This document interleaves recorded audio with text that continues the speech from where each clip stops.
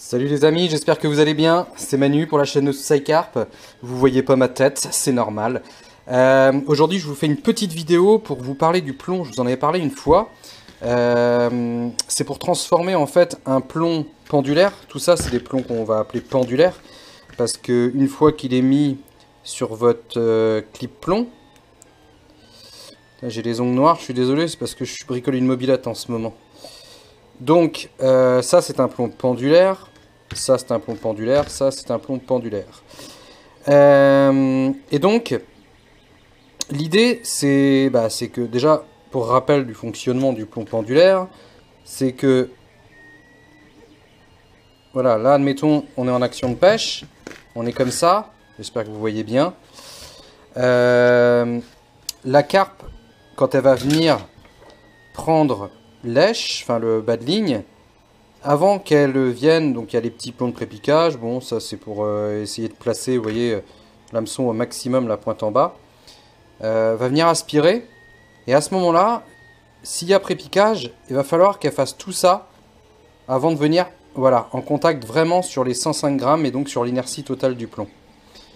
Donc ici, ce plomb-là, j'avais déjà modifié la modif que je veux vous montrer. Donc pour ce faire, on vient mettre un petit émerillon comme ça, libre, sur le bas de ligne. Donc ça ne demande pas de modif particulière au niveau du bas de ligne. Il y a juste à envoyer un petit émerillon dessus. Je remets ma petite gaine là, qui verrouille après. Hop, on remet ça dessus. Tac, on ferme. Et là, vous voyez, ce plomb-là, j'avais fait la modif au bout. C'est ça que je vais vous montrer. Donc on arrive à un plomb COG, en fait, COG, les plombs de chez Corda. Je crois que ça avait déjà été créé par... mon bas de ligne, il est naze. Hein. Je crois que ça avait déjà été créé par les frères Mahin à l'époque. Donc l'idée, c'est que ce petit émerillon, on vienne le mettre dedans. Hop, voilà. Et donc quand on jette, pof, peu importe comment est placé le bas de ligne, quand la carpe va prendre, au moment où elle va venir en tension avec le plomb, l'inertie totale du plomb, le poids le plus lourd, c'est ici, bah, elle se le prend direct. Voilà. Donc là, c'est vraiment version inline. Hop. Ensuite, ça peut se défaire, donc ça, c'est pas grave qu'il se balade dessus. Et on se retrouve en pendulaire. Et ensuite, pour ceux qui suivent les vidéos sous-marines, les vidéos underwater de chez Corda, qui sont passées déjà par le passé, on peut rajouter une perle ici, par exemple, entre les deux, pour rendre ce système coulissant. Et ce qui ferait que, au moment où la carpe se pique, puisque eux, ils ont noté en fait que les carpes arrivaient à se décrocher grâce au poids du plomb. C'est-à-dire que quand elle était sous l'eau, elle arrivait en se débattant en fait, à se décrocher quoi, grâce au poids du plomb. Donc là, l'idée, c'est que si elle fait ça, hop, le plomb, il s'éloigne, la carpe, elle part, le plomb, il reste au fond. Enfin, il reste au fond, vous le ramenez quand même, parce que vous le perdez pas, mais il s'éloigne du poisson. Voilà, donc c'est un peu ça l'idée. Et donc, nous allons procéder à la réalisation de ça sur ces deux plombs-là. Donc pour ça, il me faut une perceuse Parkside Power. Tu prends celle que tu veux, bien sûr. Ensuite, moi je prends un petit pied à coulisse. Tu vas prendre une tétine, comme ça. Celle-ci, elle a déjà servi, elle n'est pas très ronde. Hop, on va regarder au pied à coulisse. Donc là, on est bien à 0. Là, sans trop forcer... Ouais, 5,76, on va mettre 6. Donc, je vais prendre un foret de 6. Ouais, 5,94, c'est bon. Et je vais en prendre un plus petit pour faire un pré-trou avant. Là, un 2,5. Voilà. Donc, je mets mon foret de 2,5. Là, il faut y aller doucement avec le foret parce que comme le plomb, c'est mou, ça a tendance à coller sur le foret et ça peut le péter. Donc là, en l'occurrence, je vais pas le faire en bout. Ici, je l'avais fait en bout. Là, je vais le faire un peu comme les plombs Cox, là. Ça facilite on va dire le fait que par le poids, ça va se défaire, en fait. Donc là, on fait un...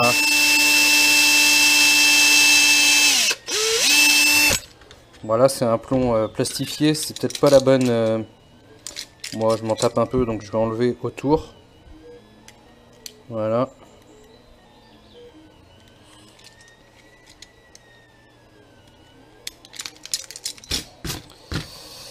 Donc on fait un trou, moi je fais à la one again. Je fais à la one again, tu vois, pour regarder à peu près la profondeur. Et tu peux te faire une petite marque dessus si toi tu as envie d'être précis. Moi je sais que je vais être plus profond que pas assez. Voilà. Maintenant je vais prendre mon forêt de 6.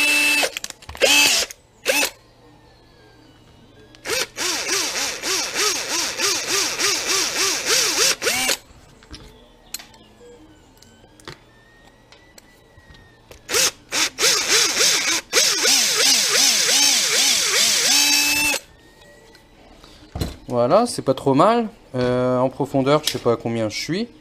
On va utiliser la jauge de profondeur. Là, on est à 11, on va dire 10 avec l'épaisseur du plastique.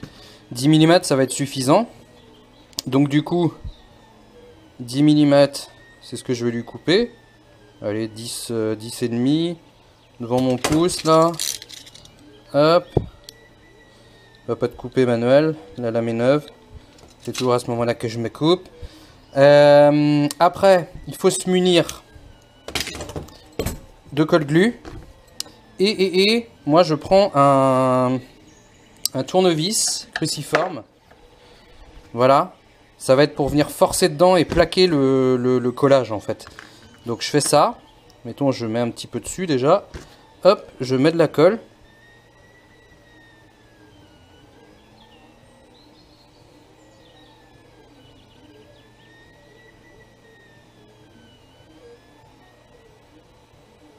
Voilà. Et ensuite, je viens le mettre dedans. Voilà. Et je force avec mon truc. Voilà. Hop, je force et je ressors un peu. Voilà. Je vais le laisser comme ça. Tac. En fait, la colle glue, en plus, elle a besoin qu'il n'y ait plus d'oxygène pour bien prendre. Donc, en plaquant bien comme ça sur les bords, en mettant le tournevis, ça écarte le caoutchouc et ça permet de bien plaquer. On peut faire la même chose sur un plus gros plomb encore. Donc celui-ci, je vais lui faire en plein sur le truc là.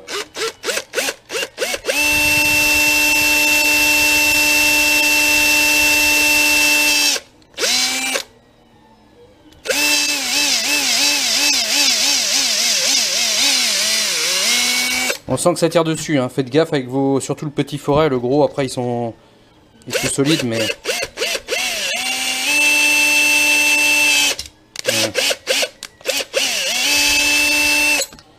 Hop, je passe au forêt de 6. Faut que je lui nettoie ça. Hop. J'espère que vous voyez bien, il n'y a pas trop de faux jours et tout, parce que je la refais pas. Hop, on perce là.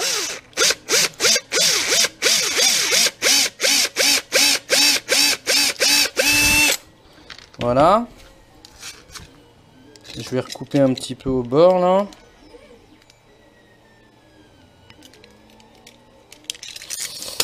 Jauge de profondeur, je vais regarder combien j'ai.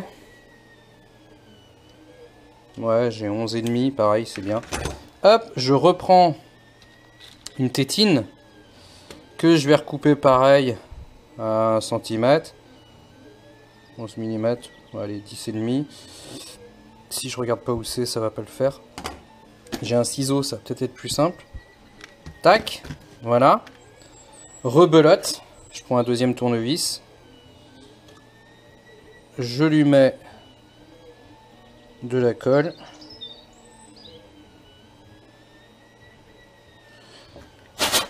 Voilà. Je lui mets ça dedans. Tac, je vais enfoncer fort. Et je ressors un peu. Voilà. Je vais le laisser sécher comme ça. Celui-ci, ça doit être pris, je pense. Voilà. Donc maintenant, on peut imaginer, on va se refaire le scénario. Celui-ci, par exemple, c'est pas un plomb très lourd, c'est un plomb de 80 grammes. Mais utilisé de cette manière-là, j'aurais plus j'aurais moins peur de l'utiliser, on va dire, par exemple avec un hameçon de 4, qui va bien en concordance, même avec un 6, hein, mais là vous allez avoir un pré-piquage au top, quoi. Donc je lui mets ça dessus, voilà. Ensuite, par contre, vous voyez, les mérillons ici, il est un peu petit, hein. Bon, c'est pas un bon exemple, mais bon. Parce que normalement, il faut des gros anneaux pour bien passer sur les clips plombs, mais celui-là est pas terrible. Je prends les mérillons, je l'enfonce dedans. Hop, voilà. Donc là, on imagine ça tombe au fond. Ça peut même tomber à l'envers, hein, c'est pas dramatique. Donc là, le truc est autour. Le poisson vient prendre. Paf! Il est en inertie directe sur tout le poids du plomb. Il n'y a pas de bascule. Et là, je pense que c'est beaucoup plus efficace en termes de piquage, quoi. Et si le poisson donc veut jouer, enfin disons qu'il en fait pas exprès, mais forcément il essaie de partir, il y a le plomb qui est dessous, il donne des coups de tête, voilà, et ben tu vois, ça se défait pas. Si, c'est censé se défaire quand même, mais il est pas très loin. Donc du coup, on va mettre l'autre, qui je pense a dû sécher, je sais pas, on verra bien, sinon je recommencerai. Hop, ouais c'est limite, ça me colle à moitié au doigt.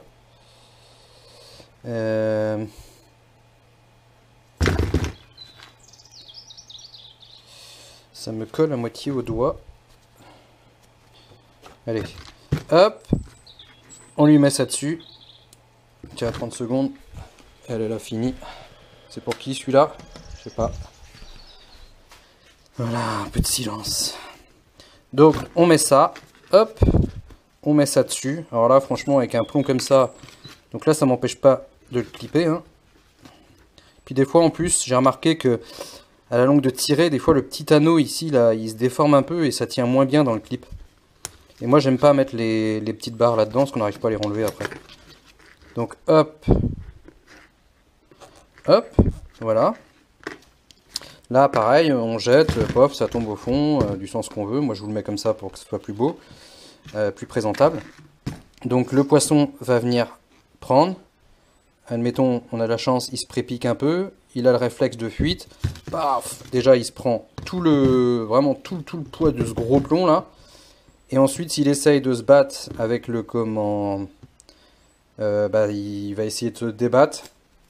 Alors, tac, parce que je pense que les carpes c'est quand même plus violent. Ça peut même, vous voyez. Et là, le poisson en fait file et ne peut plus céder du poids du plomb pour se décrocher. Et on peut, comme je vous disais, ici, venir mettre une petite perle. Je sais pas si j'en ai une. Allez, j'en ai une petite là, je vous la fais vite fait. Tac. Donc je vais couper ça.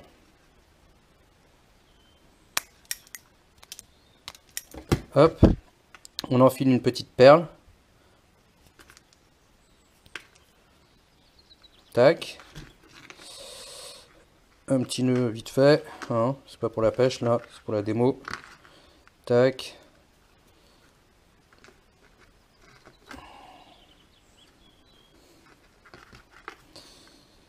Normalement je le mouille et tout, hein, mais là ça va pas rester comme ça. Donc ici on peut plus clipper, voilà, on peut plus clipper dedans. Ici je mets ça là-dedans. Après on l'enfonce comme on veut, hein, mais de toute façon c'est quand même assez violent hein, la carpe quand elle se débat avec. Donc là du coup pareil, elle se prépique, elle se prend tout le poids du plomb. Hop, si elle donne un bon coup de tête, le plomb il part et hop, il se retrouve éloigné de la carpe et elle n'arrive pas. Elle peut essayer de se débattre avec quand l'hameçon est piqué dans sa gueule. S'il n'y a pas de poids de plomb, elle n'arrive pas à se. Normalement, elle n'arrive pas à se dépiquer. Donc à votre guise. Moi, je pense que je ne mettrai pas la petite perle, je laisserai clipser dessus. Parce que ça fait un deuxième coup en fait. Et comme je pêche souvent en plomb lourd, il y a de fortes chances que le plomb cherche à se défaire de toute façon de ces deux prises en fait. Donc voilà. Et puis si après tu te dis bon non, j'ai pas envie de pêcher en version cog, on va dire. T'enlèves juste ça. Tu remets. Je fais tout tomber. Tu remets ton bas de ligne. Ah, vous avez compris, hein, je vous le fais pour le fun, mais...